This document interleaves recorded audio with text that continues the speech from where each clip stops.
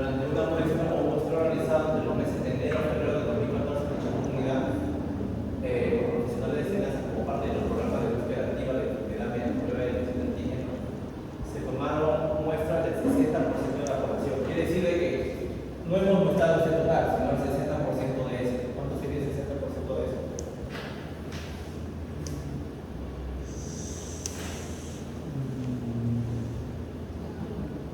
1500, ¿no? 1500 años, ¿no? Es el 60% de la población. O sea, tenemos que multiplicar los 1500 por 0.6 y eso nos sale el N total del cual se tomó la muestra. ¿Para qué? Para calcular qué cosa, la prevalencia. ¿Qué es la prevalencia de la enfermedad? Es una proporción, ¿no? La proporción de individuos que tienen un evento distribuido o dividido en el total de la población de la cual se tomó la muestra. Yo no voy a dividirlo directamente con 2500 porque no a todos los 2500 les tomé la muestra. Tomé la muestra el 60% de ellos. Por lo tanto, la prevalencia era igual. Y me dan los datos. Verán de que de la muestra tomada de este 60% de la población, 96 animales resultaron positivos. 96 animales resultaron positivos, es igual al 6.4%. 6.4% de los cerdos muestreados fueron positivos para la presencia de antígeno contra este por ciento. Y por otro lado me preguntan la letalidad. La tasa de letalidad que es igual, es una proporción, ¿no? Proporción de animales que tienen enfermedad que finalmente mueren. Entonces sería 56 que murieron entre el total de animales que habían resultado positivos. Eso que sale 58.3. Un porcentaje de letalidad de 58.3%.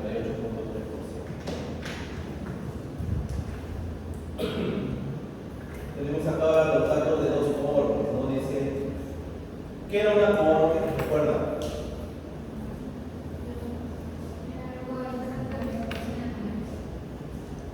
Una cohorte es eso.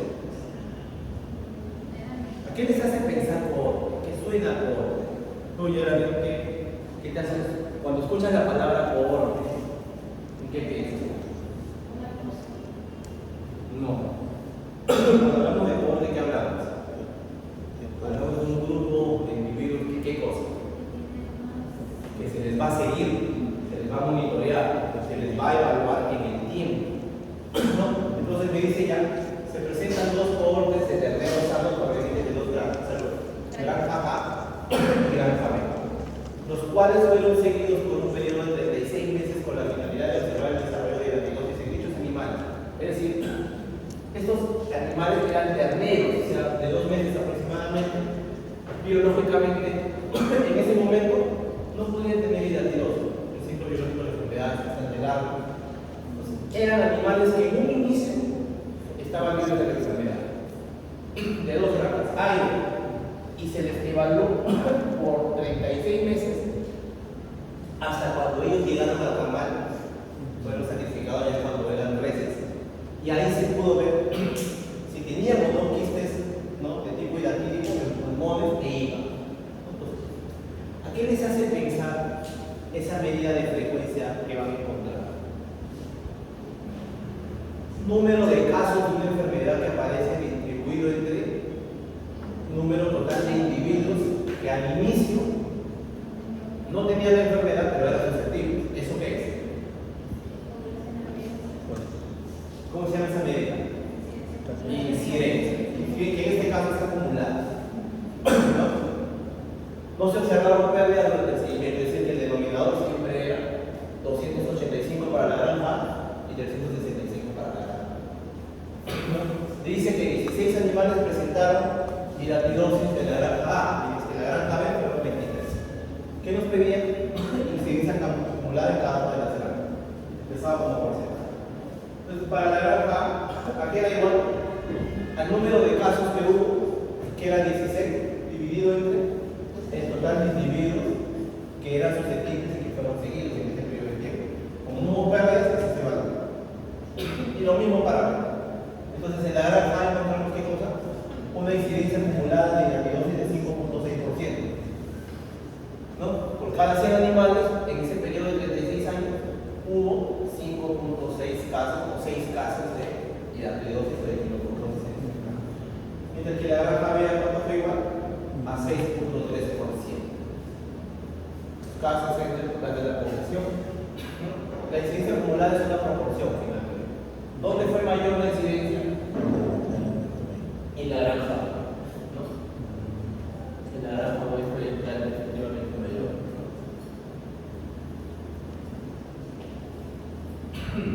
La pregunta 3. Se presentan los datos de una cohorte. Otra vez, cuando hablo de una cohorte ya seguimiento de 8 vacas de 2 años, aparentemente sanas y seronegativo, o sea, ausencia de anticuerpos contra virus de diarrea viral bovina. Es una enfermedad bastante común en producción. Igual.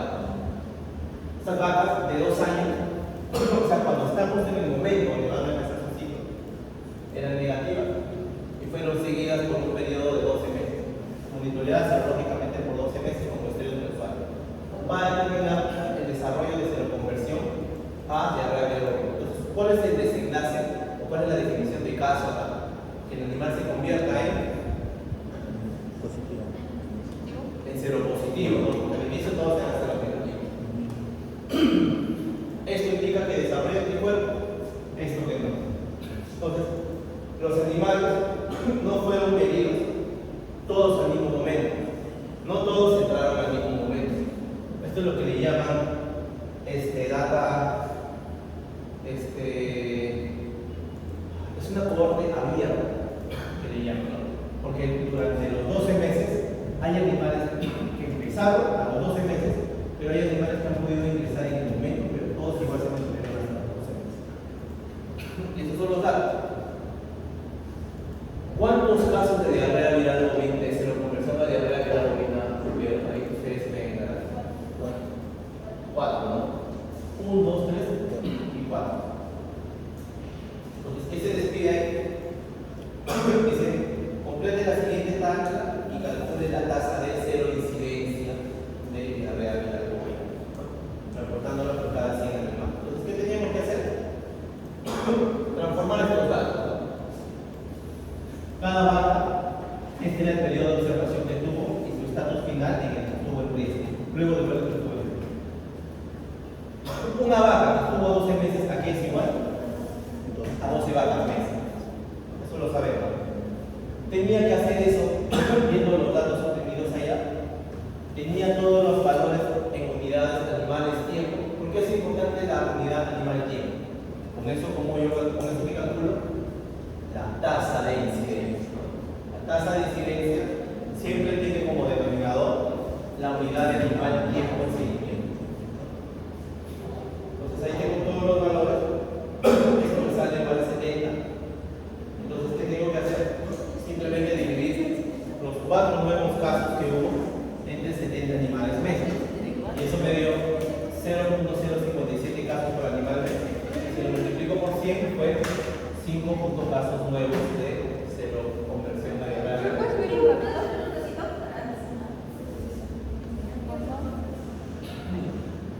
A ver, miren. 20, ¿no? 20, 30, 42, 46, 56, 64, claro, 70 animales.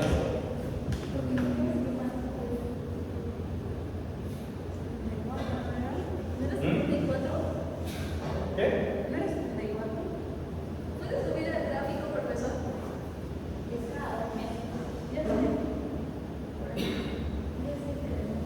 El primero, 12 meses.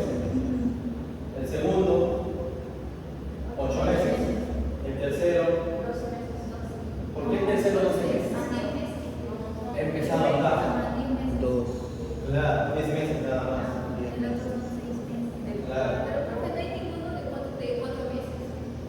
Sí. Bueno. No, el 4 puesto 4. Ajá, ahí son 6 meses. Ahí son. Acá son 6 meses. Voy Pero a corregirlo. Claro. El 4 sería 2, 4, 6, 8 meses. 8 meses. 8 meses. Tienes razón.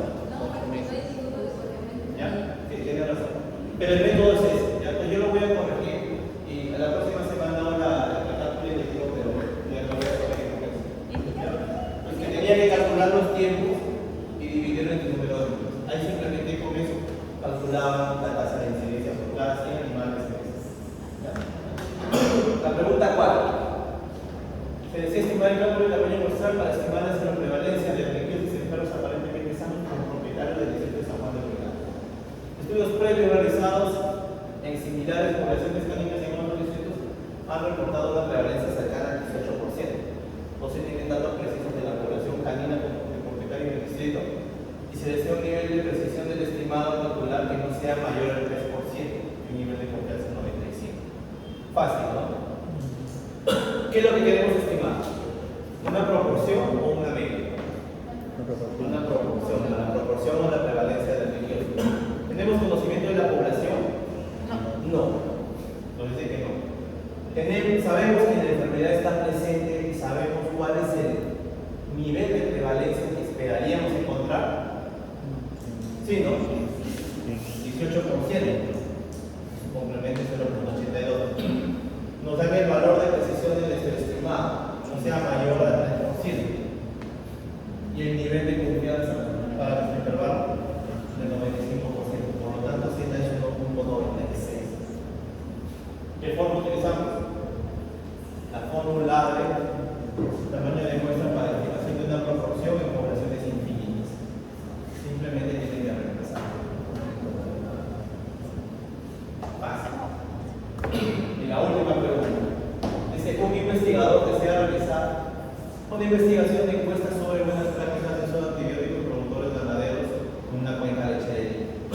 Él desea saber cuál es el porcentaje de productores que reportan tener buenas prácticas. O sea, la encuesta que yo voy a utilizar en función a las preguntas que él tenga, le va a permitir clasificar si es que el productor tiene o no tiene buenas prácticas con respecto a los antibióticos. Entonces debe ser una encuesta estructural. Lo que hablamos en clase, o sea, hay cosas que yo no puedo medir directamente. Yo no le puedo decir, tienes o no buenas prácticas, pero yo puedo utilizar indicadores, ver su nivel de conocimiento de cosas específicas, prácticas, manejo, y con eso puedo crear un score, luego del cual yo puedo determinar con un recorte quién tiene o no tiene buenas prácticas de antibióticos. Se hace esa encuesta, me dan el total de productores en la cuenca, de 1600. Acá sí conozco la población, los cuales se encuentran distribuidos en 3 grupos diferentes según sus características de crianza. ¿Qué es esto de acá? ¿Estos grupos qué son? Subgrupos, también llamados estratos. ¿No? ¿Qué es la característica de un estrato? Subgrupos que de alguna manera agregan a individuos que tienen características diferentes entre sí. Obviamente las características de crianza intensiva deben ser diferentes a las de características intensiva y extensiva. No es un clase, sino es un estrato. No se tienen datos actuales sobre el porcentaje de productores que tienen buenas prácticas sobre los antibióticos. O sea, no hay ningún estudio previo, pero se sabe que el conocimiento no sí está presente, ¿no? O sea, no podemos asumir que no existe. Entonces, está presente, pero no se sabe ciencia cierta cuánto es. Por lo que el investigador va a asumir que al menos la mitad de productores reportan buenas prácticas. Están diciendo meses, entonces, ¿cuál es la prevalencia esperada que voy a utilizar en este caso? 50%, ¿no? Claro. Como no sé, él va a asumir que al menos la mitad sabe. Entonces, cuando no se sabe la proporción esperada que uno quiere encontrar, pero sabe que el fenómeno de valor está presente, uno que les dije que hacía, utilizaba el punto donde maximizaba el esfuerzo muestral. ¿Cuál era ese? 50%. Ese valor es el que maximiza el número de muestras que necesitan. Entonces, y me da un nivel de precisión no mayor del 5%. No me dice cuánto es el nivel de confianza, asumo que va a ser 95%. Lo primero que tenemos que hacer, ¿qué cosa es entonces? Calcular el tamaño mínimo de muestra que necesitamos. ¿Cuántos productores mínimo debemos encuestar? Y lo siguiente es que a partir de la muestra obtenida, cómo esta se va a distribuir entre esos 3 estratos. Eso es lo que se pide. Y yo les dije por eso, lean bien. Primero me piden el tamaño mínimo de muestra y la pregunta dice acá, ¿cuál será la distribución de la muestra obtenida? Porque algunos por ahí han calculado el tamaño de muestra en cada estrato. Lo cual en realidad les va O sea, tendrías que tomar como referencia valores de proporción para cada uno de estos estratos si quisieras hacer eso. No te están dando ese dato. ¿No? Entonces, lo primero era calcular el tamaño de muestra. ¿Cuál es el tamaño de muestra? Entonces, utilizamos la fórmula de estimación de una proporción para población conocida. ¿No? Tenemos N, tenemos Z, que es 1.96, la prevalencia, la proporción esperada, que como le dije, 50%, complemento 50%, y el error máximo permisible es igual a 0.05 o 0.5. Haciendo este cálculo, ¿cuánto nos sale nuestro N? 347 encuestados como mínimo, ¿no? A imitar mediante un muestreo aleatorio. Pero tenemos una característica acá, que esta población está distribuida en 3 estratos. Un grupo de productores que cría de forma netamente intensiva, otro que cría de manera intensiva y extensiva, y otros que son netamente extensivos. ¿No? ¿Qué tenemos que hacer entonces? Si yo tengo estas características y quiero distribuir esta muestra total, ¿cómo debería distribuir esa muestra total? Dividiría en las mismas cantidades la tercera parte A, la tercera parte B, la tercera parte C. No, ¿qué tendría que hacer? Una distribución proporcional al tamaño de cada población. ¿No? Y eso era lo que habíamos visto en el código estrato. ¿Qué necesitaban? El tamaño de muestra de cada estrato, ¿a qué es igual? Al tamaño de la población de cada estrato, distribuido entre el tamaño de la población total y multiplicado por el tamaño de muestra que ustedes han calculado. Entonces, la muestra 1, 2 y 3, los estratos no tengo el tamaño de su población. Tengo el total. Entonces, simplemente lo que tenía que hacer era reemplazar. ¿Cuánto tendría que mostrar en el estrato 1? El tamaño de su población es 2000. El tamaño de la población total 3600 multiplicado por el N total de cada. 193 para el grupo A, 196 para el grupo 2 y 58 para el grupo 3. Dentro de cada estrato ya yo podía hacer un estrato. Esta era la última pregunta. Fácil.